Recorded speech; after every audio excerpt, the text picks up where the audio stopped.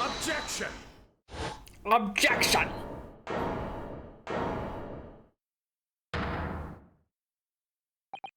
It's plainly evident now that it is your powers of deduction that cannot be relied upon, my learned Nipponese friend. What? What cannot be denied is that these two witnesses saw the accused running from the scene. A fact that you know very well you have no hope of disproving. So you strive to avert attention from that by dint of some inconsequential discrepancies. Would that be fair? He sees right through me. But your plan has somewhat recoiled against you. What are you talking about? It's quite simple. Let me explain with a toast. To the policeman's wife and her entirely accurate testimony in every respect. Oh! You see, the matter is not up for debate. At the scene on Briar Road, a total of 4 books were most definitely found. Objection! But what about the photographic print? It only shows 3 books. Quite right. Only 3 can be seen in that print. That print? You mean to say... Here's the updated autopsy report. Allow me to present another. One that shows the victim's hand. Did that book get chewed? What happened to that book? It got chewed up. What happened to this poor book? The Lion's Pride? What? Why is that book fucking chewed up? Wait a minute. Was that book burned? Surely that book wasn't tossed out the window from the fucking maid and the veteran's house. I don't believe it. It's the 4th book. As you will observe, whatever. The 4th book was hidden from the view in the original print by the victim's torso. No! No!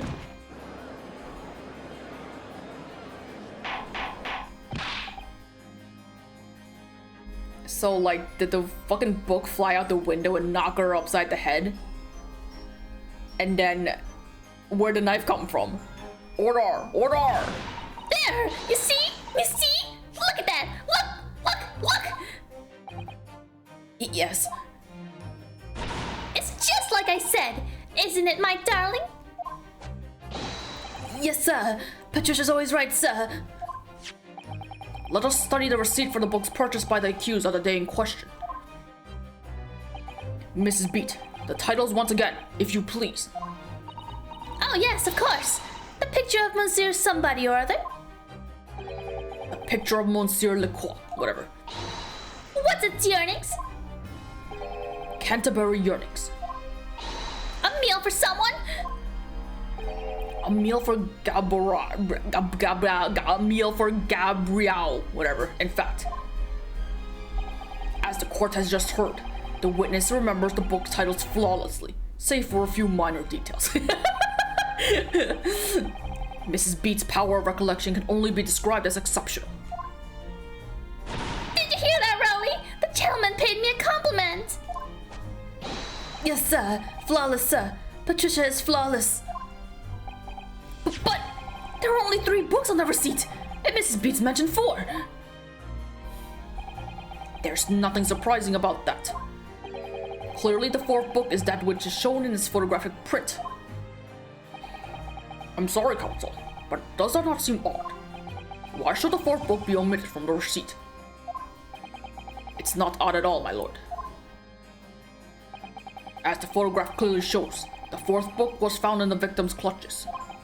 In other words, it belongs to the victim. The victim was holding her own book? Perish the thought. I wonder, what became of that 4th book? Obviously, it wasn't overlooked by the investigating officers of Scotland Yard. I have it here, as evidence. You will submit that and the aforementioned photographic print to the court, please, counsel. My pleasure, my lord. Okay, like we have to examine the fucking book. That book was fucking thrown out the window. It's a fucking lion book, hello? The prosecution rests. So this is a second photograph of the scene taken by a policeman rather than it specifically shows the victim's hand. It looks like she ate it or something. Look, it's burned! It's burned! This was thrown out the fucking window! Oh, look at this! The book has been badly burnt. You're right. You'd never be able to read it in this state. Especially not the latter pages. What a terrible waste. Judging from the scorched ends of the paper, I think the damage must have occurred very recently. Book? Recently damaged by fire. Why does that seem to raise a red flag with me? We have to bring it up! Open the book. I can't find anything out of place. What? Let me see. It's a book entitled The Lion's Pride. I'm afraid I don't know any English literature at all. So it wouldn't be something I've heard... Wait a minute. The Lion's Pride? That's strange. I think I have heard of that book by that name before. And very recently, too. It's a title I recognize too, Mr. Naruhodo. Did the veteran have this book in his room? I don't remember when they brought it up. Okay. I have nothing further to add. What? You seem surprised, my learned friend. But your resistance until now has been in vain. Entertaining, yes, but futile. The spurious longer route to the accuser's lodging that you tried to establish in your summation examination, and the attempted discrediting of the witness's powers of recollection in your cross-examination. Futile? I walked right into this, didn't I? You see, everything we've said is true. Isn't that right, my darling? Yes, Pat. Marry me, Pat. So, perhaps the ladies and gentlemen of the jury would like to reconsider their positions? Should the court waste any more time on this Nipponese travesty? Or is the decision you have to make all too apparent already? You have heard all the witnesses and seen all the evidence. This trial has run its course. Mr. Naruhodo, I'm afraid we are in a terrible, precarious position. I know, but if I fight back in the wrong way now, I could very well just make matters worse. Think, Ryunosuke, think. What do you do now? Well, first of all, I'm gonna save. Let's save. And then we're going to raise an object. Objection! I'm not done yet! No, my learned friend.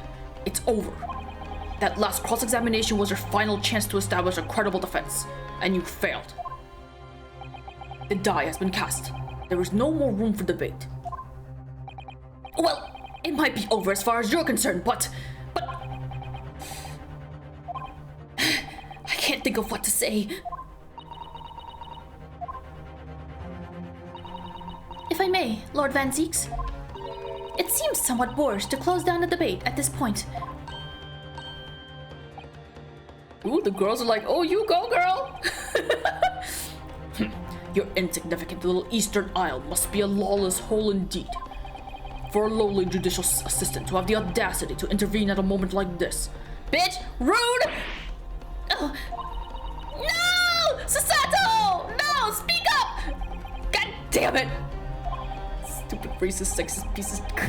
I am, to my shame, still a very inexperienced lawyer. So you will have to forgive me, but I consider my assistant's advice essential and her opinions invaluable. There we go, Ryunosuke! Yeah, there you go! You a friend! Mr. Naruhodo! Hell yeah. Stand up for your girl. She's not your girl, but... One of this land's great guiding principles is tolerance. So, the court will hear you, madame. Go ahead, Mrs. Sato. Please. Yay! Fuck Fuck you, vampire! Very well. Pray, what insight can you give us? What have we all overlooked in this matter that you see fit to pursue further? Well, the court has been presented with new evidence, but only after the last cross-examination finished. I see. And you believe that this new evidence warrants further examination, do you? Mr. Naruhodo? What do you think? It's just possible that this new evidence might be the decisive proof we've been waiting for. The judge is sure to ask the members of the jury to announce their leanings in a moment. And of course, he's sure to ask you to explain what the crucial piece of evidence is and why. So we must take this opportunity to examine the newly presented evidence as thoroughly as possible. I'm already one step ahead of you, bitch. You're not a bitch. Yes, I understand. And thank you, Mrs. Sato. This is it. Sato-san has managed to win us one last chance here. I can't let it go to waste. The defense wishes to present evidence, my lord. Yo, man. Very well. The defense may present one further piece of evidence. Evidence that apparently offers a profound insight into this case and has hitherto been overlooked. So I want to present the book. You know what? I'm not going to overthink it. I'm going to present the book. Take that!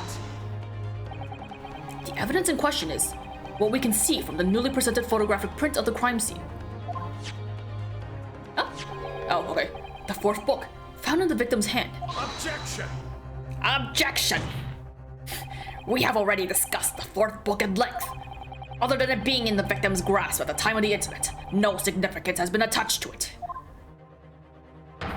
Pursuing the matter further would be a flagrant waste of the court's time, as you well know.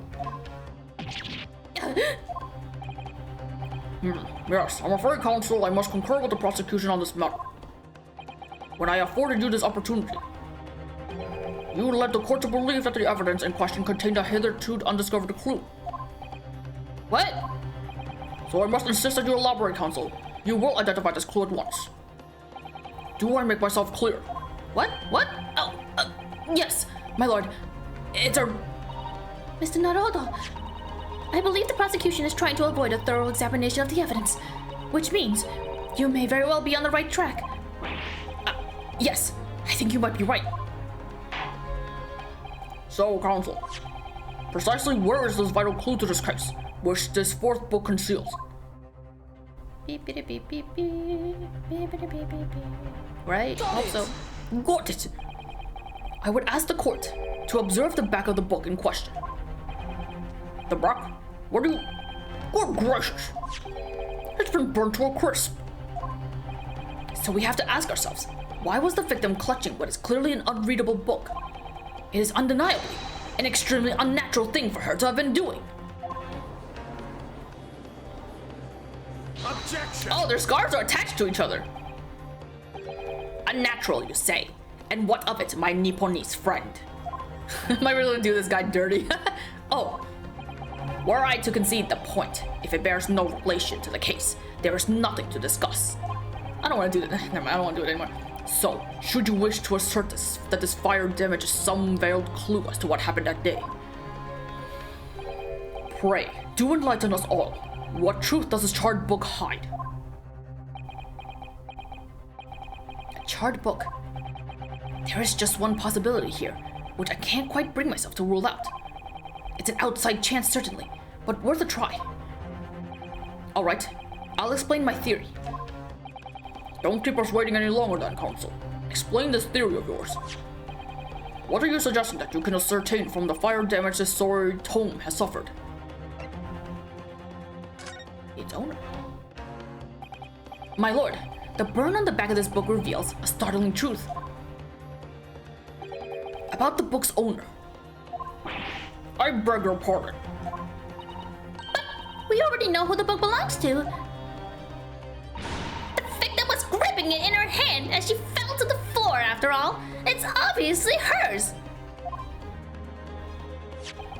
The question of how this book came to be in the victim's hand has yet to be answered. However, as to the questions of who the book really belongs to and where it originates, the defense has very credible answers. Good gracious, how can you possibly? Very well, I'll play along with this futile attempt to delay your inevitable demise. But do remember, the members of the jury may well burn you if your little gamble goes awry. Counsel, the defense's response here is very likely to influence the final outcome of this trial. So tell the court, who do you claim is the owner of this burnt book?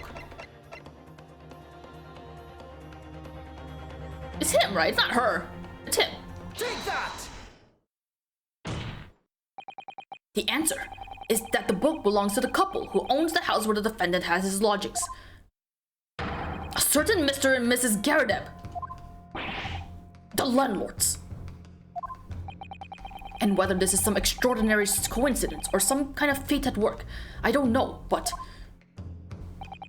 of all the people in London, one of the 6 chosen for the jury duty in this courtroom today is none other than Mrs. Garadeb herself. Oh my goodness, me? I think you must be mistaken, sir. I'm not Mr. Garadeb's wife. I'm his maid. Things would be so much easier if you would just drop the pretense, whatever. Alright then, how about a simple question for you? Have you ever seen this book in Mr. Garadeb's house? I would never presume to know all the books he keeps, sir. Objection! This is outlandish behavior. This woman is the accuser's landlady, you say. You implicate this hard-working member of the public.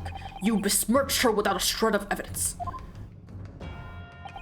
Your actions are unforgivable. Objection! This is not a mere conjecture. The defense happens to know that on the day in question, at almost exactly the same time as the victim was stabbed on the pavement below, another incident was taking place in the room on the top floor of Mr. and Mrs. Garadeb's house. You know, I just realized something. Good lord, what sort of incident, counsel?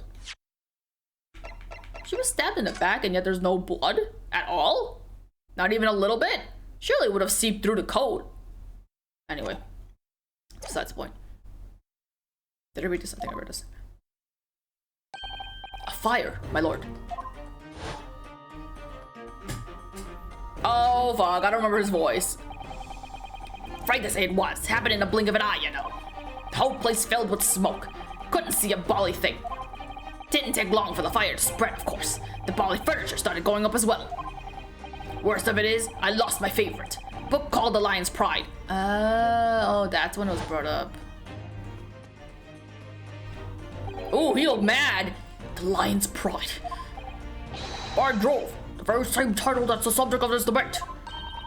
Oh dear me. Objection! This is risible.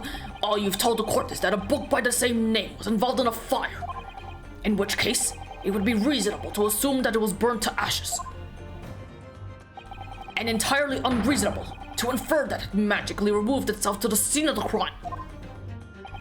Perhaps it would make more sense if I told you that the cause of the fire was marital discord.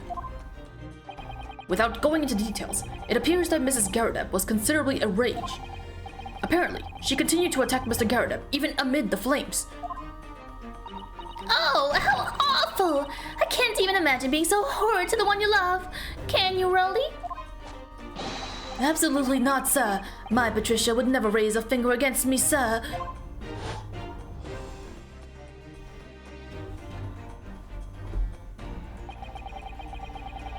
I had all my favorite old novels in that case.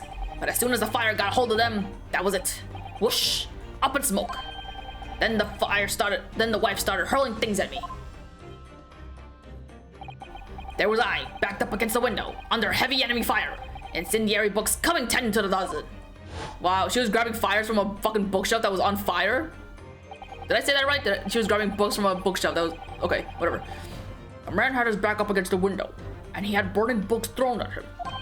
Goodness gracious, are you suggesting that the book was thrown through a window and landed coincidentally at the scene of the crime? Objection! No. A thorough investigation of the surrounding area was conducted the very evening of the incident. And there is no report of the Garudeb's window pane being broken. That's quite true. We also saw no sign of broken glass when we visited the Garudeb household. But it is not conceivable that the window was open at the time, and not even remotely. Let us not forget the season and the chilling weather that accompanies it. No Londoner would ever leave a window open in the middle of winter.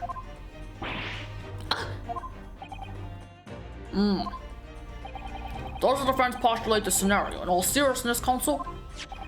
Do you earnestly claim that the book found at the scene was a flaming projectile thrown by Mr. Garudeb's wife? I believe it's a possibility, my lord. Why don't you just fucking ask the bitch over there? Be like, was your window fucking open? That's quite enough. I don't know. I assume that's the wife. Well, I hope that everyone can see you for what you are now, you little foreign trickster. I don't remember her voice. You call yourself a warrior, but you're just a coward. A mean coward. What, really? Claiming that her little tiff set the whole neighborhood alight. Honestly, implying that I'm merely posing as a maid for appearance's sake. How could you? It's nothing to do with this beastly case. Not any of it. All you've done is sully our family's name. No, I assure you, that was never my intention. Dragging an upstanding citizen name through the mud simply to divert attention from your falling defense. Failing defense? Why'd you hit him? I should box your ears, that's what I should do. It's utterly unforgivable. Too right. Here we go. How long have we sat here now, listening to this Nipponi spouting out his fancy foreign theories? But think about it. At the end of the day, the only person who could have possibly have stabbed the victim is that little hunchback with the mustache, and he ran away from the scene too. I do declare you're right. It's true. Yes, what did I tell you? Makes sense to me. Sorry, what's that? Oh dear. Well, it would appear that the ladies and gentlemen of the jury are once again in full agreement. What is your position, Lord Van Zeeks? In truth, my lord, I feel those have been unnecessarily protracted proceedings. But then, one must always exercise patience in order to savor the best vintage. No! Wait! The mystery of the fourth book still hasn't been... Put your fucking leg down. If books are your predilection, my learned friend, study them on your own time.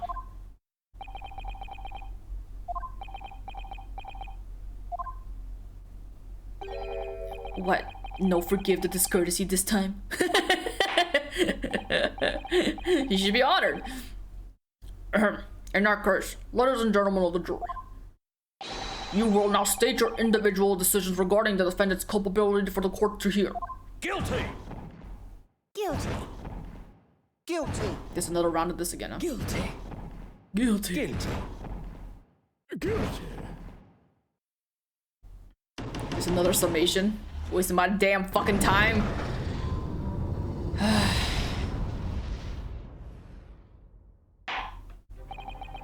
Thank you for that unambiguous response. That's twice now. It's over. Mr. Naruhodo, don't give up! I don't know who's saying this. Is this Sato? It has to be. Okay. Mr. Sato? Have you forgotten? The battle isn't over yet. You're not suggesting. Of course! The defense has the right to another summation examination at this point. You could still convince the jurors to change their minds. You have one more chance. My lord, the defense asks to exercise its right to a summation examination. You believe you still have tricks up your sleeve? I don't intend to trick anybody. I intend to uncover the truth. This is no time to be downcast. As long as there's a chance, I have to stay strong and determined. You got it, boy. To be continued. Oh, man. How long have I been going? 2 hours. Yeah, I got all day. Let's continue on. I want to see where this goes. Let's save. Okay, so now we have another thing. Now the question is, my theory is that the book flew out the window and fucking conked her on the head, and that caused her to fucking fall. the knife must have been planted. And the book must have been planted because it went into her hand. Or she got no, because someone was Rolly was there at the scene, right? Oh wait. But if they were at the scene, where did the knife come from? How did the knife in the book get in her hand? Oh, so mysterious. Okay. Let's go.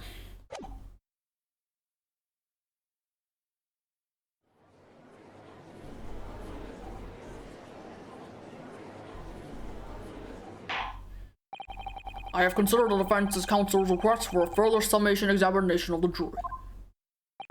And I have determined that the court must uphold the defense's judicial right to the procedure. So, counsel, you will now proceed with your second summation examination. I presume the jury is ready, Mr. Foreman. We are, my lord. Very good. In that case, I must ask each of you now to state clearly and concisely for the court the grounds on which you find the defendant guilty of this crime.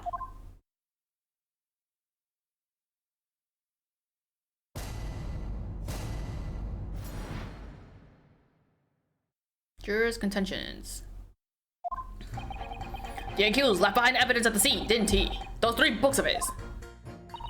If there was some novel, alternative explanation about how the victim was stabbed, I might reconsider. Even if the woman was throwing books, it can't be related to this crime if the window was closed, can it? Silly me, it was only a little book. Hardly life-threatening, even with the direct hit. Look, I just want to get this over with. If I don't bring home some pay tonight, I'll be in a tiny bit of trouble. Come to think of it, we had a fire at home a while ago. It gave me the sneezes. It gave you the sneezes. Yes, considerable, more tangible arguments from all members of the jury this time around, it seems. With one notable exception, of course. My learned student friend was unable to find fault in the previous witness testimony. Hey, you shouldn't be talking. Shut up! So the court must accept the fact that it was indeed the accused seen fleeing from the scene. And moreover, no one else was even at the scene to commit the crime. Well, if the eyewitnesses are correct, it would seem as if the conclusion is somewhat set in stone. I fail to see how it could be argued any other way. That means, I'm afraid, that during the summation examination, it's essential that you establish some other tangible explanation for the facts. But how?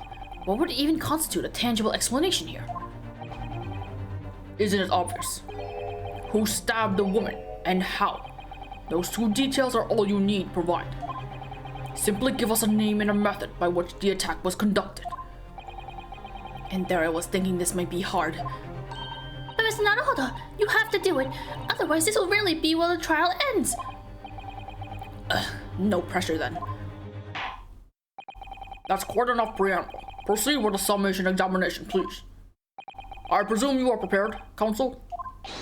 Oh, yes, my lord. Alright, Ryunosuke. Focus your mind now. Every time. Clearly, the key to this summation examination is going to be juror number 4, the maid. Or should I say, Mrs. Garadeb. We have a book that disappeared from the Garadeb's house on the evening of the incident, and the 4th book found in the victim's hand. There must be a way to link the 2. Yes, that's what we have to find. Using every technique I've learned in my short career so far, whatever it takes. Don't forget to keep an eye on Mrs. Garadeb and show how she reacts, even to the things other people say. Well, thank you for the hint.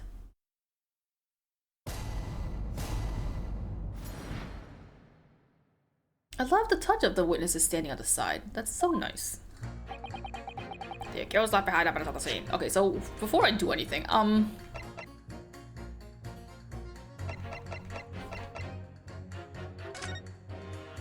wonder if perhaps this knife was like...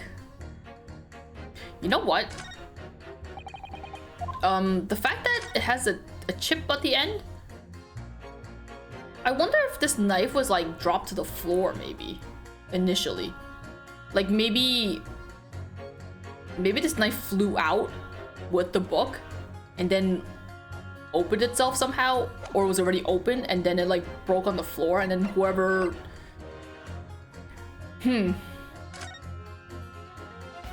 Somebody jabbed the poor woman in the back. I don't fucking know. It would help maybe if we can examine her head to see if there's like a bonk or something. Yeah, there's no reason for her to be holding this book. And we can't open this book to see like what's inside. Maybe there's like a note in the back or something in it or something. Be like, this is Garrett's book. Garrett's book. What does this say? Young woman rendered unconscious following a stab wound to the back. Victim remains unconscious. Her name was gleaned from her personal effects. Other details are unknown apart from a single stab wound from a large knife. No other signs of injury were observed. The assailant was seen running away by the reporting officer and was successfully arrested.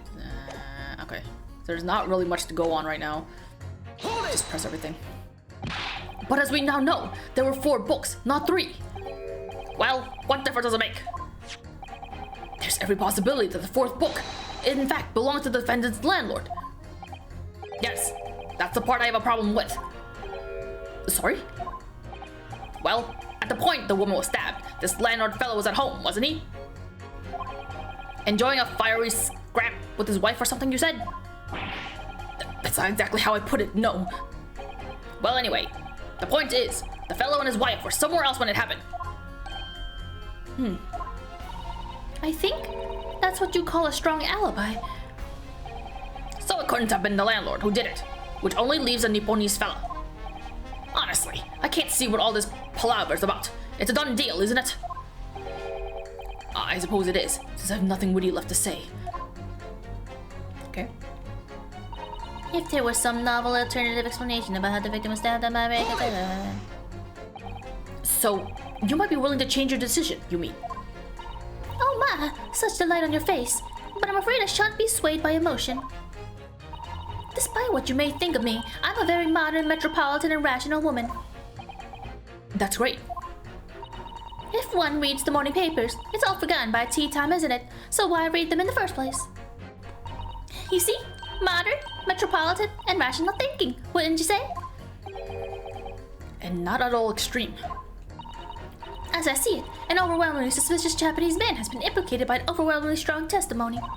So despite 1 or 2 minor puzzlements, I do declare that the man is overwhelmingly guilty. Modern, metropolitan, and rational logic, wouldn't you say? Overwhelmingly. But us modern gals are always delighted to embrace new fads, you know. So I'd be only too happy to consider an exciting new theory if you come up with one.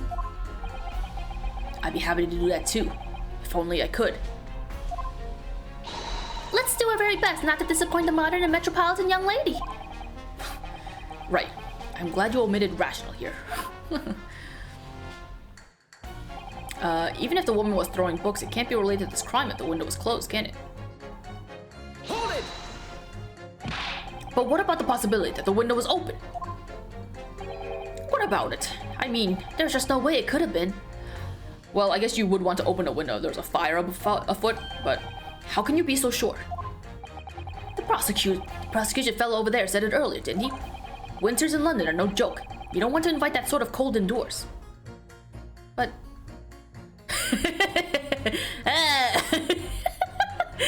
I should look at everyone's portraits when I'm doing this. So no, that window wasn't open. Us Londoners like sitting by the fire and staying warm, you see. But there was a literal fire in the house. You don't keep the window shut when there's a fire, I think.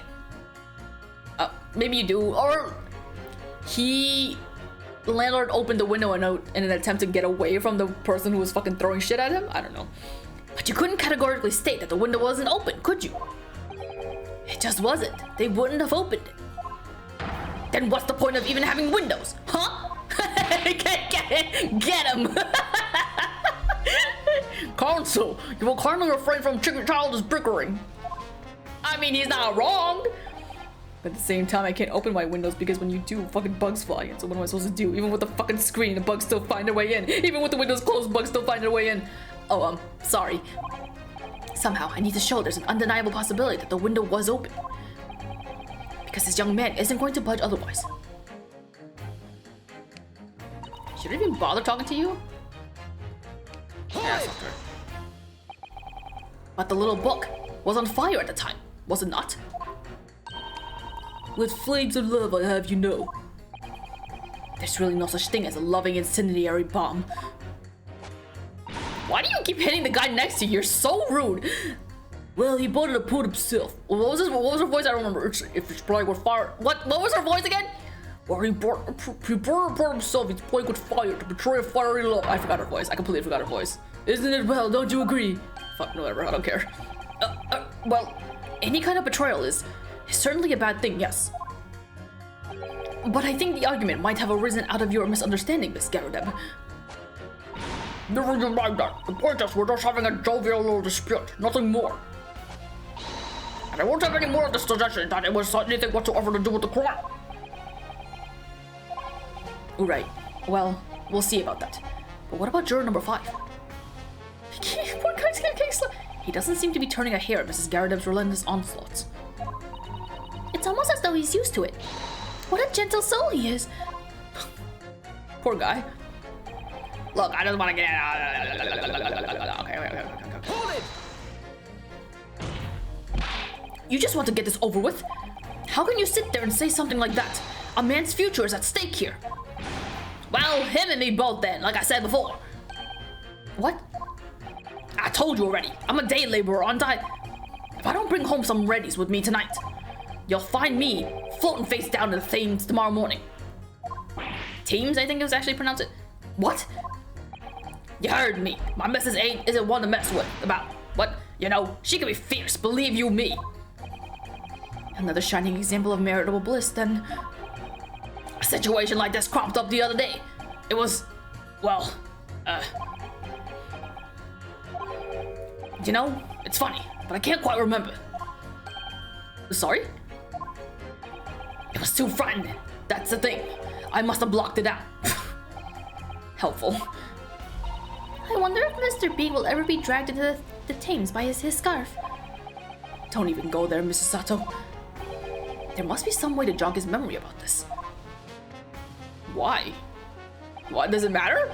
I guess it must matter. Hold it! Does that have anything to do with your decision about the defendant's culpability in this case? Sorry, what's that? You'll have to speak up, lad. Could you tell us more about that fire? Well, it was last winter. My grandchildren baked me a lovely cake on my birthday. It had 75 candles on top, it did. What a sight to behold it was. You put candles on a cake? Was it some kind of devil worship? Oh, I guess they don't practice putting candles on cakes. Devil worship. Oh, of course not. It was an angel cake. To celebrate my birthday, obviously. It seems that a common custom here in Great Britain, Mr. Naruhodo. Well, anyway, I mustered all my puff to blow them out. Only I must have blown wrong somehow. The flames didn't go out, but candles went flying all over the room. The furniture caught and everything went up. The whole place filled with smoke. Definitely sounds like devil worship to me. And by the sneezes, I presume you mean a cold. But how did you catch a cold from a fire? What a fiasco it was! The grandchildren, bless them, threw water over me as they tried to put out the flames. And then, because the whole room had filled up with smoke, of course, we opened the fucking window. We had to open all the windows to clear it. The windows? The biting winter air rushed over me like the devil dancing on my grave, it did. I caught a terrible cold from it. It put me in the hospital for a while. I won't forget that birthday in a hurry. I knew it was devil worship all along. But something about this old man's story is playing on my mind for some reason.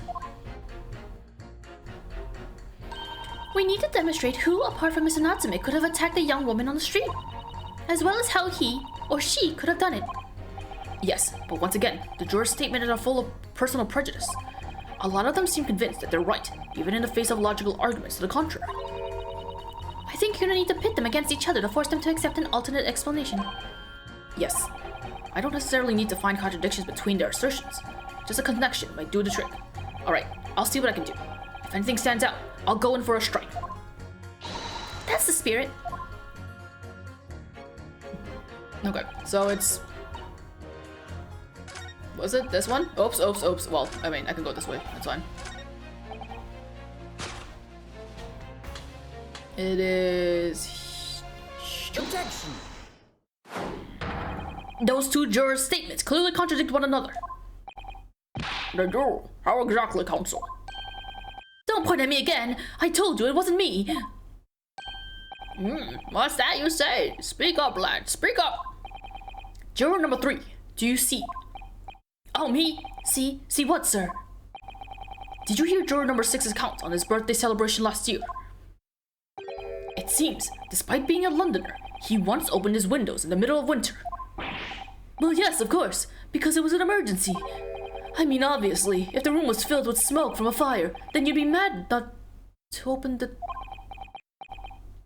I hate his eyebrows. I hate that they look like eyelash, like fake eyelashes or something. Oh! Exactly. On the day in question, at the time of the incident, there was a fire in the Garadeb household. And Mr. Garadeb had the following to say about it.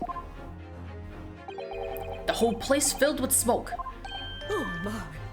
Oh, my head. Oh, my head. I fucking love that picture. Oh, my head.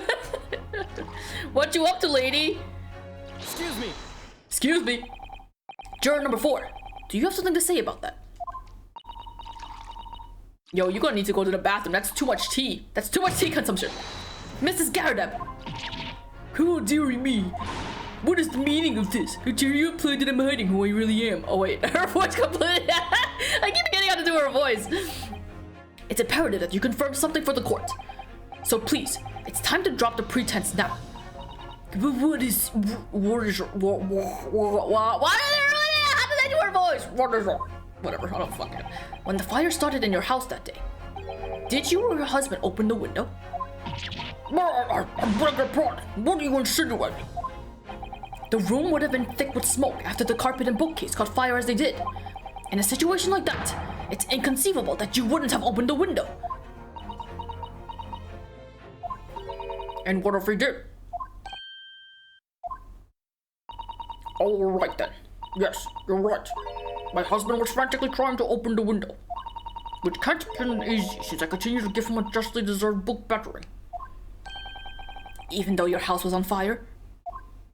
Oh, you never stop throwing until the anger subsides. It would be terribly bad for the nerves to do otherwise. Of course, I should have realized. That's a significant step forward, Mr. Naruhodo. You've managed to establish the window was open. We simply must have that added to Mrs. Garadeb's formal statement. Now you mention it, yes, the window was open at the time I clean forgot to put it through. Hold it! Okay, the 4th book found at the scene of the crime shows very obvious signs of fire damage. I can't believe she picked up a book that was on fucking fire and tossed it. She's fucking weird. And the title of the book is The Lion's Pride. The same title, in fact, as the book that Mr. Garadeb told us he had been reading. Well, I really couldn't say. On the day in question, did you or did you not throw at your husband the copy of The Lion's Pride that he had been reading?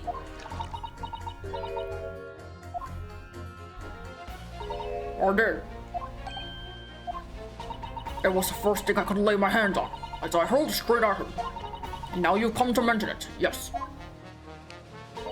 He was rather enjoying reading it, you're right. Why did you not reveal this information to the court from the outset? Because I couldn't, innocent little man. I didn't remember. At times like that, you pick up and throw whatever you can lay your hands on as well, you know. I really don't. I barely noticed I was throwing a book, much less the title of it. Oh. Excuse me. Excuse me. What is it, juror number 5? You know something? I remember what it was. That memory I blocked out. It was listening to what this granny was saying, but it all flooded back. Ow. Who you calling a granny, you chicken devil? I'm Mrs. Garadeb or the maid, I'll have you know. The man doesn't even flinch. Please tell me that's not because he's so used to being hit all the time. It was about 2 weeks ago now. I just got back home after work, like. I put my hand in my pocket for the wages I just earned that day, and I nearly died. There was a hole. Every last penny had dropped out. Oh dear, what a disaster. You haven't heard the half of it, boy. Oh? The wife was cutting up some chicken at the time. I could hardly get the words out, but I told her straight. I've lost a day's wages, love. Next thing I knew, the blade was whistling past my ear. Stuck into the wall next to me, it did. About 1 inch deep. No words, just terror. I could smell it then, you know. That god-awful stench of the Thames. I was sure I was gonna end up face down in a muddy bank that night, I could tell you. Now, that's a real disaster, isn't it? I'll never use the word lightly again. Anyway, the point I'm trying to make is this. When women lose their rags, they'll throw anything at you. Knives, hatchets, hammers, you name it. Mr. Naruhodo, you mustn't think that all women are so short-tempered and unrefined. No, I wasn't thinking that. Throwing household objects at people is, well, it's so uncivilized. At least attack with honor, using a bow or the like. What? Attack? Who are you going to attack? Never mind. Anyway, this man's words could be rather significant, I think. Alright, we'll come back to the bow and arrow thing later, if I dare. So we're saying that she threw a knife out the window. A woman in rage will hurl almost anything at you. The kitchen knife really brought that home to me. Now you imagine that the window was open at the time I claim for combat is true. Oh wait, is it? Go. If there was some, is it this and then? Objection. Objection. Those two statements clearly have a deeply significant connection. Good grief, you mean they don't contradict each other? Explain, counsel, at once. Juror number 2, do you think perhaps that this could be one such novel alternative? Oh ma, whatever do you mean? An alternative explanation as to how the victim was stabbed in the back. What are you talking about? We've demonstrated that the 4th book, The Lion's Pride, that was found at the scene of the crime, originated in Mr. Garredeb's room on the top floor of his house. Therefore, it's equally possible that some other object besides the book could have found its way from the Garredeb household to the street below. What's that now? After all, Mrs. Garredeb could have thrown any number of different objects at her husband. Isn't that right, juror number 4? What are you sitting right now, you little beanpole? I'm beginning to think that, ever since the true origins of this book came to light, perhaps she's had a feeling this might be what happened. Now you listen here, you Eastern Gala, whatever. As the foreman of this jury, I demand a straight answer. You give us this yarn about some other object making its way out of the house. But what? What was it? I'm really taking a big gamble here. That was a bold accusation to make, but I haven't any real evidence to back it up. But I'm certain that at the very least, this warrants further investigation. Alright, Mr. Foreman, I'll try to explain the defense's theory. The other object that found its way from the Garredeb's household to the scene of the crime was... Take that! Juror number 4, Mrs. Garredeb. What? What now? I must apologize in advance for this. But I need you to confirm something else for the court. This knife. Have you ever seen this knife before? Oh! Good lord, counsel. What on earth are you doing? That's the weapon that was lodged in the victim's back, man.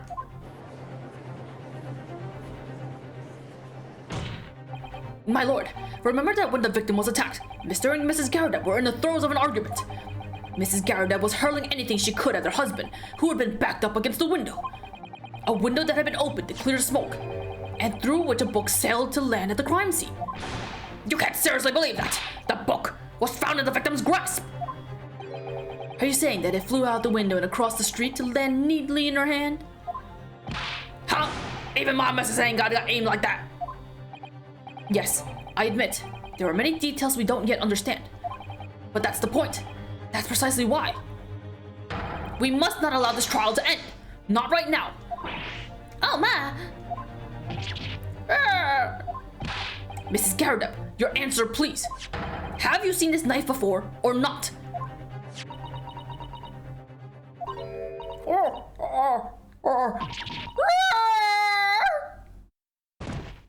She dead.